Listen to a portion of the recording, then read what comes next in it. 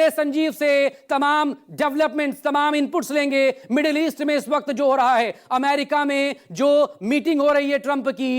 Sanjeev, 20 minute तक meeting चली है और फैसला यह हुआ है कि ईरान को अब सबक सिखाया जाए।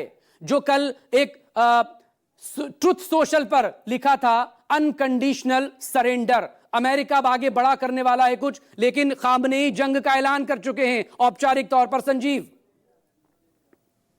देखिए, जिस टेम्पो को मेंटेन करना चाह रहा है ईरान, वो कितने दिन मेंटेन हो पाता है, इस पर सब कुछ टिका हुआ है आज की तारीख में। ऐसे में जबकि अमेरिका ने अपना एक्टिव इंटरेस्ट इस वॉर में दिखा दिया है, जाहिर कर दिया है। कई डेवलपमेंट्स हैं जो कि पिछले 24 घंटे में हुई हैं, जो ईरान के लिए चिंताजनक हो सकती हैं। लेकिन ईरान एक बड़ा देश है, उसकी अपनी एक तैयारी है और वो इजराइल को सबड्यू करने की कोशिश में लगातार लगा हुआ है और उसी को हम अभी फिलहाल महसूस कर रहे हैं। लेकिन पर्दे के पीछे से यूनाइटेड स्टेट्स जिस तैयारी के साथ सामने आना चाह रहा है, वो इंतजार कर रहा है मौके का।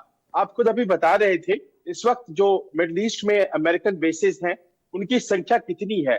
कहा यह जाता है कि करीब 8 बेसेस हैं, खासतौर पर जिसमें कि एडवांस बेसेस में आती है कतर की बेस, बहरीन की बेस और कुवैत की बेस, और इसके अलावा जॉर्डन और इराक में बेसेस हैं, और उसके अलावा इजिप्ट में और ईरान में और बगदाद खासतौर पर उनका एक बड़ा बेस है।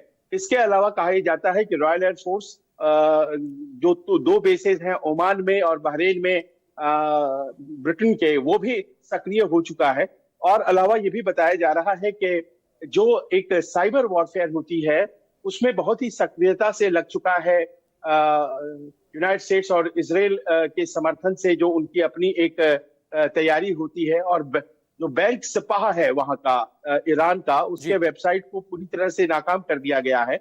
और इससे क्या हो रहा है कि वहां के लोगों में एक ट्रस्ट, ईरान के लोगों में उनकी सरकार के प्रति खत्म करने का एक अवसर सा मिल रहा है, क्योंकि लोगों को लग रहा है कि कहीं हमारे पैसे तो चले नहीं जाएंगे, क्योंकि ये ईरान का सबसे बड़ा बैंक है।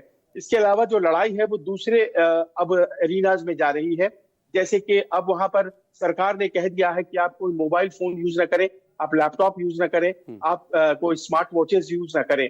अब इस तरह की जो लड़ाई होती है, तो इसमें अमूमन आदमी इनकन्वीनियंस होने लग जाता है और फिर उसे ये लगने लग जाता है कि क्या हमारी जो अभी इस वक्त सरकार है वो तरीके से लड़ाई लड़ पा रही है या लड़ पाएगी या नहीं लड़ पाएगी, हमारा भविष्य सुरक्षित है या नहीं।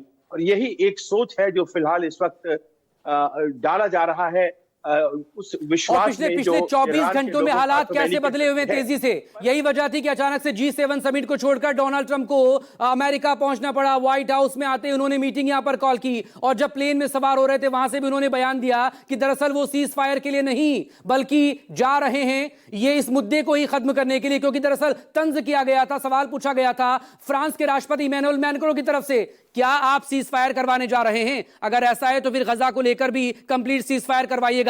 लेकिन अब बात अटैक पर करेंगे, वॉर पर करेंगे।